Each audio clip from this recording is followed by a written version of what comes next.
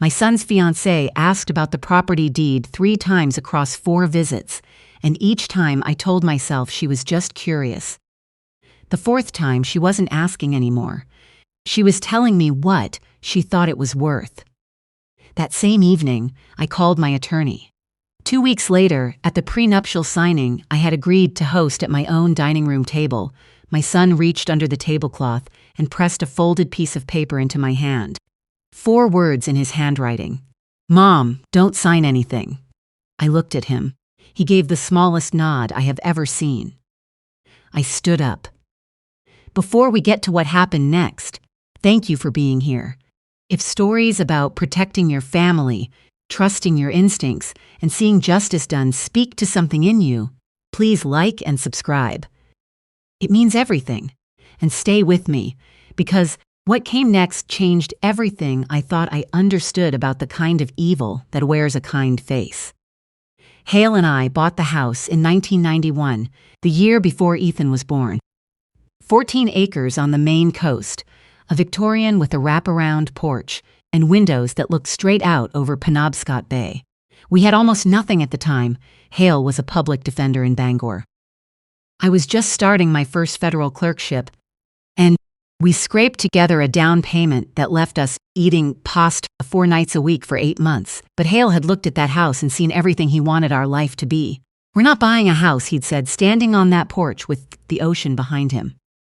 "We're buying the version of ourselves that lives here." He was right. We lived there for 31 years. We raised Ethan there. I made senior judge there. I retired there 2 years before Hale died. A heart attack, swift and without warning, the kind that doesn't give you a chance to prepare or say everything you meant to say. I have been in that house alone since then, and it is both the loneliest and the most comforting place I have ever been in my life. It is worth considerably more than we paid for it. Waterfront property in coastal Maine tends to appreciate. There are also Hale's life insurance accounts, his pension, and 30 years of careful saving that neither of us ever bothered to spend on anything extravagant. We drove old cars. We cooked our own food. Hale used to say that the moment people know you have money, they start calculating. Better to live quietly and let the money work in the background, where it can't corrupt anything. I thought about that a great deal in the months after I met Shelby. Ethan brought her home for the 4th of July. He was 31, careful with his heart, in the way of someone who'd been hurt before, and when he walked through my front door with his arm around this woman from Charleston, he was lit up in a way I hadn't seen in years, she said. She was 28, she said, an event coordinator. She had honey-colored hair and a laugh that made every room feel like it was in on a joke together. And she looked at Ethan the way you hope someone will look at your child. She called me by my first name, Joanne. Nobody calls me Joanne. Hale had called me Joanne, stubbornly, from the day we met, because he said it suited me better than the Joan everyone else used. I had never told Ethan to pass this on, and when I asked her later how she'd known, she smiled and said she'd found it in an old photo album he'd shown her. She'd wanted me to feel like family right away. I told myself it was thoughtful. But I was a federal judge for 22 years.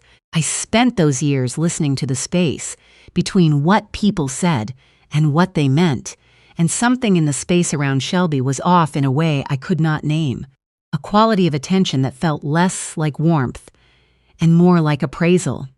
The way her eyes tracked the room when she thought no one was watching. The way certain questions arrived, wrapped so carefully in casual conversation that you almost didn't notice they were questions at all. The first time she asked about the deed, we were on the back porch watching the tide come in. "Waterfront property like this must be something in today's market," she said. "I can't even imagine." I said it was just home. The second time was at Ethan's birthday dinner in March. She waited until he'd gone inside to help clear the table, then leaned toward me with that warm, open face and said she'd been reading about estate planning. Did I have advisors I trusted? She knew some wonderful people in Boston who specialized in coastal holdings.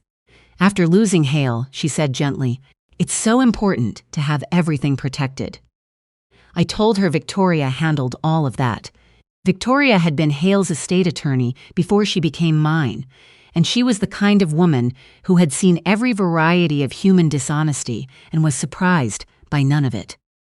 The third time Shelby asked, I called Victoria that same night. I explained the questions, 3 of them, 3 different approaches, always while Ethan was out of earshot. I explained the man named Dylan, whom she'd introduced as a college friend a few weeks earlier, the one who'd spent 20 minutes on my back porch asking about the property's septic easements and lot lines. I told her about the inventory behind Shelby's eyes. Victoria was quiet for a long moment. "How long has Ethan known her?" she asked. 7 months, engaged in February. Another pause. Then, "Give me 10 days. Don't sign anything she suggests. Don't discuss finances with her. And Joanne, how many years did you spend reading witnesses on the stand?" 22. "Right," she said. "Trust yourself." 12 days later, Victoria arrived at the house with a folder that changed everything.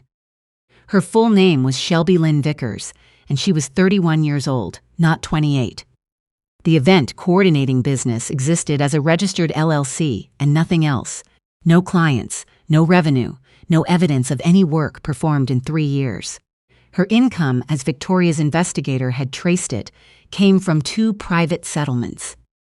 The first family was in Savannah, Georgia.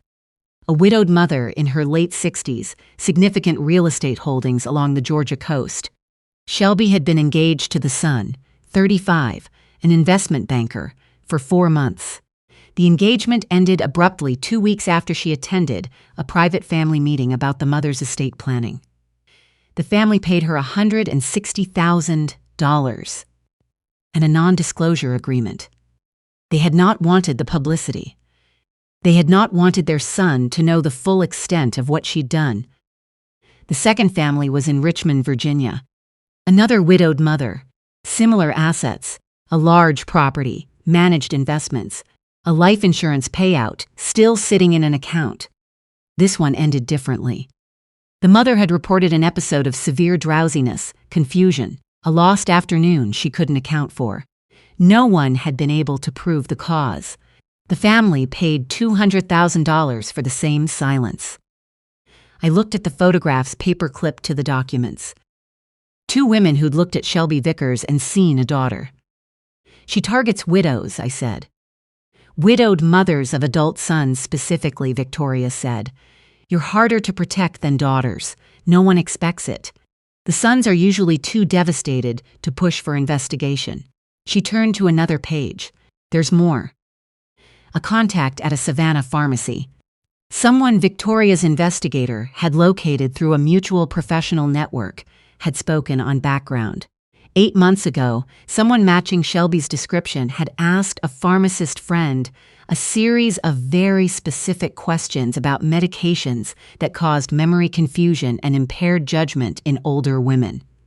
Specifically, which ones dissolved in hot liquid without altering the taste. The room felt smaller than it had a moment before. "And Dylan Vickers," Victoria continued. "Her brother," she laid out the last pages. "Active fraud warrant in South Carolina. A pattern of real estate and inheritance schemes across the Southeast, always operating as the background researcher. Property values, asset structures, legal vulnerabilities, while someone else handled the personal access." "He's been visiting the county assessor's office," Victoria said. "Twice in the past month. Looking up your deed, your lot value, the easements on the coastal boundary." I pressed my hand flat on Hale's desk and breathed through it. Then I asked Victoria what we were going to do. She smiled, not warmly, exactly. More the way a chess player smiles when she sees the board the way she wants it. "We build an irrefutable case," she said, "and then we let them believe they've won." The trap took 3 weeks to set up properly. Victoria's investigator, a man named Webb, former Maine State Police, the kind of quiet you only get from 15 years of watching people who didn't want to be watched, upgraded the cameras in my kitchen and sitting room. He added audio. Everything was stored on an encrypted server that Victoria held the keys to. Dr. Ferris, who had been my physician for 11 years, and who had a personal history with elder financial abuse that I did not know about until she told me, agreed to provide medical expertise and documentation. The county sheriff's office was briefed and cooperative. I invited Shelby for tea. A mother-future-daughter-in-law afternoon, I called it. Just us, a chance to connect before all the wedding preparations consumed everything. She arrived at 2 in the afternoon with pastries from a bakery in Portland and her best smile, and we sat in my kitchen for an hour talking about floral arrangements and honeymoon destinations and what Ethan had been like as a little boy. She was very good. I want to be honest about that. She was genuinely very good. At 3:15, I said I had a headache coming on and needed to go upstairs for aspirin. I watched from the hallway on the tablet Webb had given me. She waited 30 seconds. Then she walked to the base of the stairs and listened to make sure I was gone. She came back to the kitchen and took a small prescription bottle from inside her jacket. She found the mortar and pestle I kept on the counter, the one I used for cooking, the one she'd watched me use on 2 previous visits, and she ground the pill into powder with the kind of efficiency that comes from practice. She tipped the powder into my tea.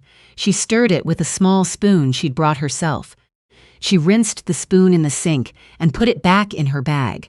She arranged herself at the table and called up to ask if I needed anything. 43 seconds, start to finish. I came downstairs, picked up my tea, and set it aside, because the phone I'd programmed to ring did exactly that. Webb collected the cup in a sealed evidence bag before she'd reached her car at the end of the driveway. Dr. Ferris called me the following morning. Her voice was tight in the way it gets when she's controlling something. Zolpidem, she said, 25 milligrams. Nearly 4 times the standard starting dose for someone your age. A pause. Joanne, that concentration could cause falls, blackouts, severe enough confusion to be documented as cognitive decline. If someone filmed you in that state and presented it to a judge as evidence of incapacity. I know, I said. This is textbook, she said. It's textbook elder abuse, and it's more common than anyone wants to admit. I'm glad you're okay, and I'll testify to everything. If you've stayed with me this long, thank you. Comment below and tell me where you're watching from. I read every single one. Ethan called me 2 days before the signing. It was after 10 at night, and I could hear in his voice that he hadn't slept. He'd come home early from a project site 2 evenings before and found Shelby on the phone in their kitchen, back to the door. He'd heard only the tail end of it. Dylan's voice through the speaker saying, "Just keep him calm and don't let her talk to the attorney alone," and Shelby saying, "Before she has a chance to update the documents." That's the whole point of the timing. Ethan had backed out without making a sound.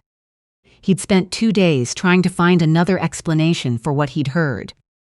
Trying to build some version of events where the woman he intended to marry was not who the evidence said she was. I keep coming back to it, he said, and there's no other way to read it. No, I agreed, there isn't.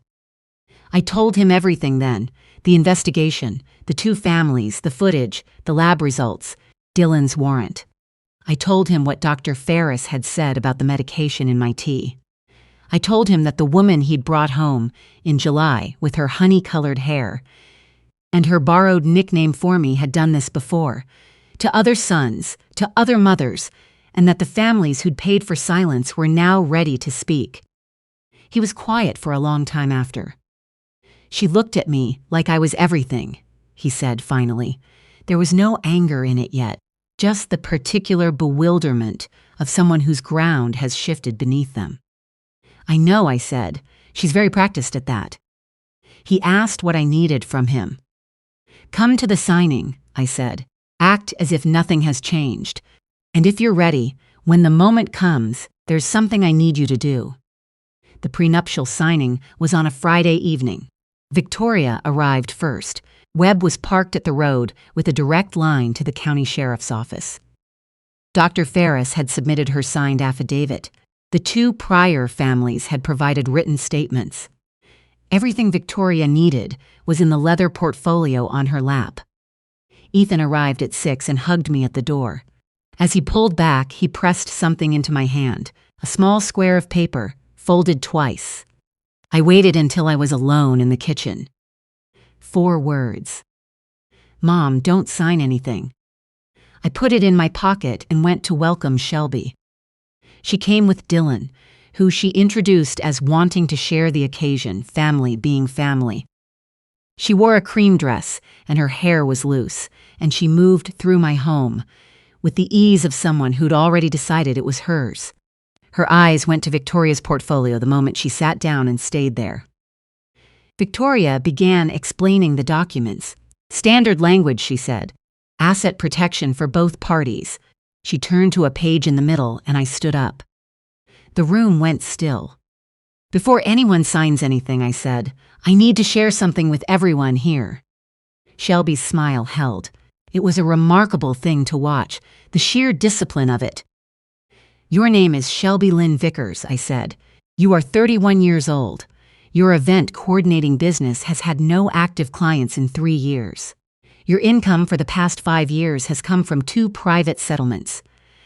$160,000 from a family in Savannah, $200,000 from a family in Richmond, both paid after you targeted their sons and their widowed mothers in exactly the manner you have been targeting mine."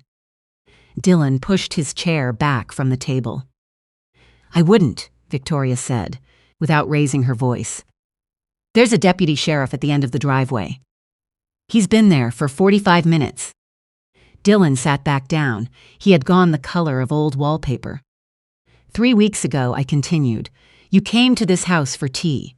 While I was upstairs, you dissolved 25 milligrams of zolpidem into my cup. We have you on camera doing it. We have the sample analyzed by a laboratory. We have the prescription bottle visible on footage.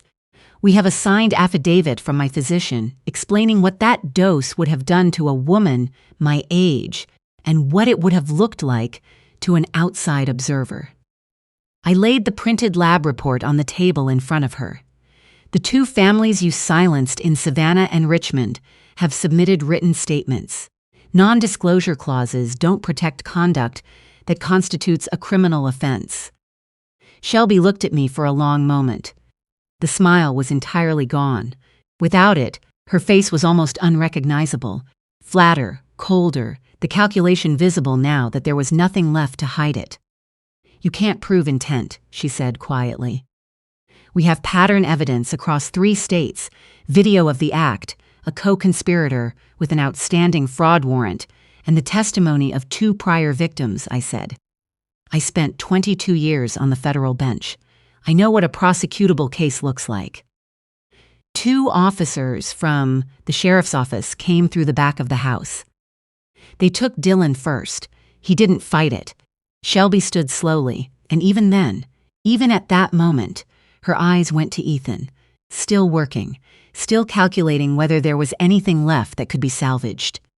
Ethan looked away from her, out the window, toward the bay in the evening dark. As they walked her through the doorway, she turned and looked at me. "You didn't have to do it like this," she said. "Yes," I said, "I did. So did the families in Savannah and Richmond, and no one let them." The charges took 6 weeks to fully formalize: attempted elder abuse, criminal fraud, conspiracy, possession of a controlled substance with intent. Dylan's South Carolina warrant was processed without complication. Both prior families testified. The silence they'd bought, they said, had never given them what they'd paid for. Justice had. Ethan came back to Maine for November and most of December. He slept in his old room and walked the property in the early mornings and let the ordinary rhythms of the house do what they were built to do. We didn't talk about Shelby constantly. We talked about his work, a community center project in Somerville he'd been handed lead architect on. We talked about the kitchen renovation Hale had always meant to finish. We made his father's chili recipe on a Sunday in November and ate it on the porch even though it was 40 degrees, and neither of us admitted it was too cold to sit outside. "Did you know right away?" he asked one evening.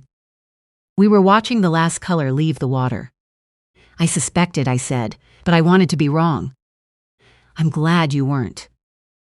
By January, he was back in Boston. He texted me photographs of the community center blueprints. Clean lines, a lot of glass, the kind of building that would let in every season of light. I printed 2 of the drawings and hung them in Hale's study, next to a photograph of the bay on a clear August morning. 2 things Ethan had made, 2 things worth keeping. Last week, he called to tell me he'd had coffee with a structural engineer he'd met through the firm. He said it carefully, the way you hold something you're not sure yet how much weight it can bear. "Take your time," I told him, "and you already know how to watch for what doesn't add up." He laughed a little. "I learned from the best," he said. I have thought a great deal, in the months since all of this, about what Hale meant when he said the house wasn't really ours, that we were keeping it for whoever came next. I used to think he meant Ethan. Now I think he meant something harder and more honest than that what we were keeping wasn't the property. It was the willingness to protect it, the refusal to let someone who didn't understand its value decide what it was worth, the capacity to stand up at the right moment, even when standing up cost something. Shelby Vickers understood money. She did not understand any of that. The bay is iced at the edges this morning. The porch is cold the way it gets in February, when the wind comes off the water sideways. Inside, Hale's coffee mug is still on the counter where I put it, the one that says District of Maine, 1991, that I can't bring myself to move. Some things you keep not because they're practical, but because they're true. We are still here. The house is still standing, and nobody is going to take this porch from us. If this story stayed with you, if it reminded you of someone you love who might be vulnerable, or gave you language for something you've been watching and couldn't name, please share it. Subscribe for more stories about the people who saw it coming, who trusted themselves, and who protected what mattered most. And if you've ever had an instinct you were almost talked out of, tell me about it in the comments. I read every single one. Note, while the characters and specific events in this story are fictionalized for storytelling purposes, the tactics described, targeted relationships, staged cognitive decline, medication tampering, financial manipulation of widowed parents, are documented patterns of elder financial abuse. If someone in your life is asking questions that feel like more than curiosity, trust that feeling. Talk to an attorney. Talk to your doctor. You have earned the right to protect what you've built.